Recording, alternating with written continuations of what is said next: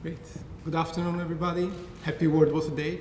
So I'm Federico Properzi from UN Water, which is a coordination office in the United Nations to coordinate the 31 agencies of the UN that have water programs.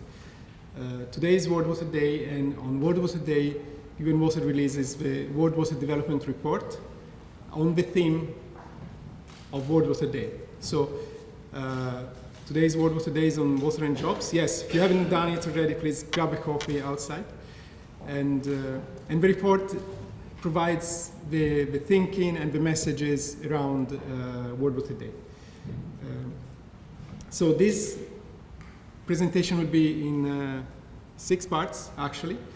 And I would like to start with talking about the dependency of jobs from water. So it's kind of obvious that many sectors, many industries are dependent on water. So agriculture, forestry, fisheries, energy, just to name some of these. And if we look at the numbers, so we have globally about 3.2 billion workers. So this is the global workforce. And out of this workforce, we have 42% of it, which works in heavily dependent water sectors which are heavily dependent from water, such as agriculture, just to name the obvious one.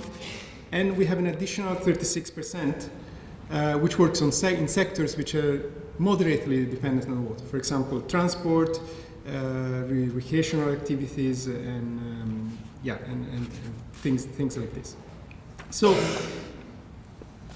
if we do a little bit of a math, we can say that about, let's say, 3 out of 4 workers actually are heavily dependent, are dependent on water. So, I mean, this is kind of obvious if you think about it, but that's something we like to write down, because it shows how important is water for these sectors, which means, moving to the second part, that what happens to water affects what happens to jobs. So just to highlight the issues around water scarcity. So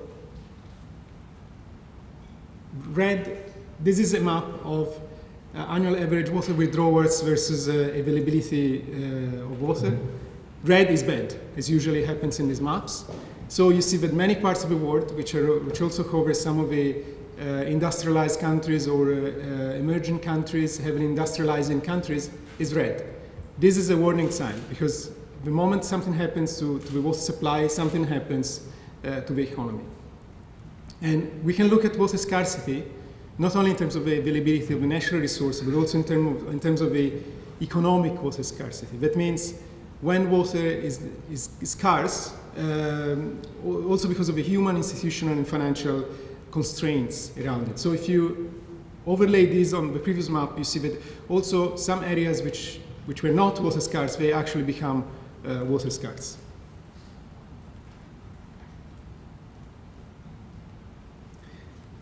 So, of course, there is some kind of domino effect. So you have water scarcity, droughts. This affects agriculture, it affects unemployment, it brings unrest, can possibly bring migrations. I mean, these are things that if you open any newspapers these days, sadly, they really make the news. So let's park this for a second and move to how can policymakers actually respond to this.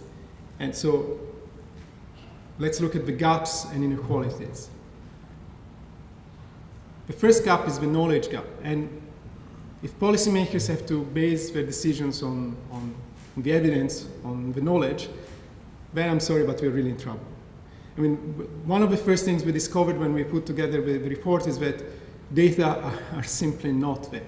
It's very hard to find reliable data, global data. And for example, on the a good part of water jobs that are either informal, part-time, unpaid, And this is where we don't have the information. But this is where actually, if we park this topic for a second, this is where the inequalities actually come in. So another gap is the human resources gap. So there are studies showing that, for example, there is a studies of the International Water Association that's showing that in 9 developing countries, there is a shortage of about 800,000, workers in the water sector to actually achieve universal access to water and sanitation. This is not something which is only for developing countries. I was talking to colleagues in the Dutch government, and they were saying, well, actually, our forecast is that we will be missing the coming years about 10,000 water professionals in our sector. So this is really something that affects everybody. Going back to the inequality issue, this affects heavily, of course, women and especially girls. We know that women often, unfortunately, occupy undervalued, low-paid or unpaid and unrecognized jobs. One of the points we want to make today is that a woman or a girl carrying water is not just doing something for the household. That's actually a job. And if you don't recognize this as a job, then we don't have the normative and legal instruments behind it to actually do something about this. But it's a job. Like I'm a water engineer, for example. So now let's look at the investments in water and how these affect jobs. So to state the obvious, very obvious, if you invest, you create jobs. Okay, I think we're all there. So what the report provides is some of the numbers behind this. You may look at the facts and figures, for example. And what the report does also shows that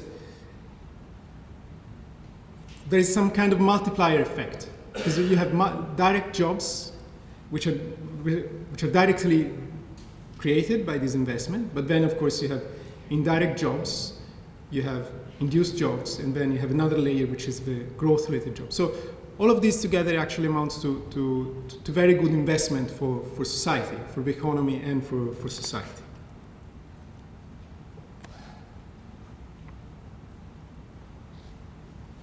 Let's say a little bit in the economy and especially in the workplace. Another major point that we're making in the report is that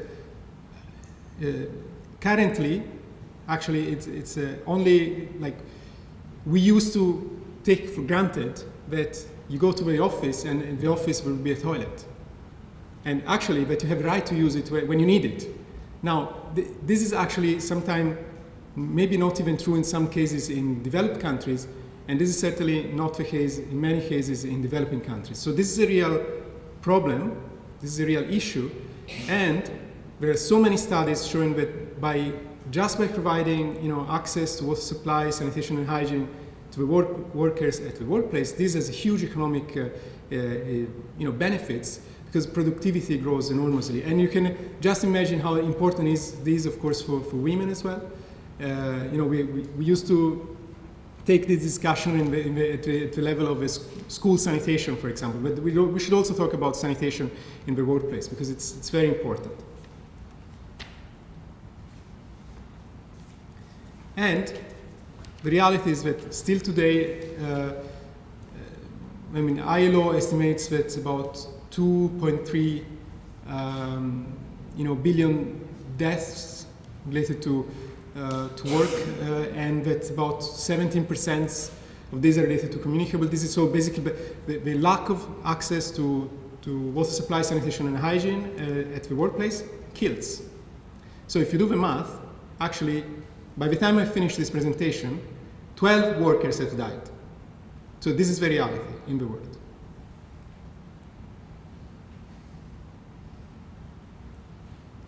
So now let's look a little bit at the investments, a little bit of forward-looking, what happens when you invest and where you should invest. There are, of course, new opportunities through innovation in green economy. So what the graph shows is that there's a big number of jobs which are created in the alternative energies, so solar, wind, and biomass. And also the good news is that actually this trend is going up as these alternative energy sources, they become more common. So that's good, and this creates decent jobs. Of course, as a country level of development grows, and there is a shift from labor-intensive, low technology to high technology, less labor-intensive, the workforce will change. So you will create jobs, but you're losing jobs. So that's important. But the role of government policies to mitigate this effect is key. It's so important. There needs to be this responsibility of the governments, of policies makers to actually manage this.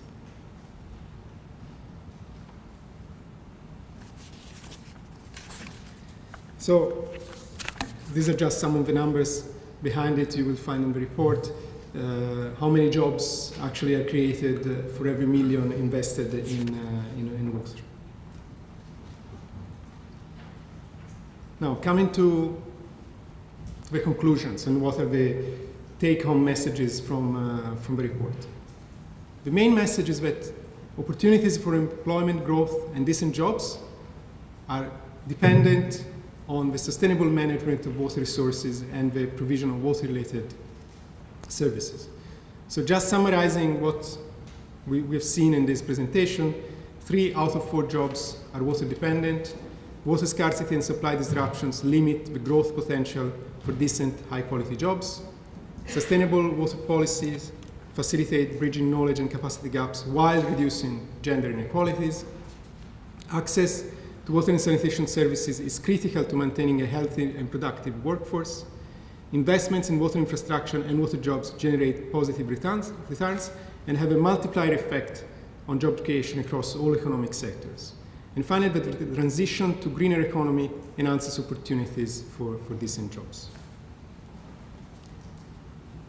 So what we mean is that by having better water, we're having better jobs, and therefore we have better lives, which directly contributes to the achievement of the 2030 agenda.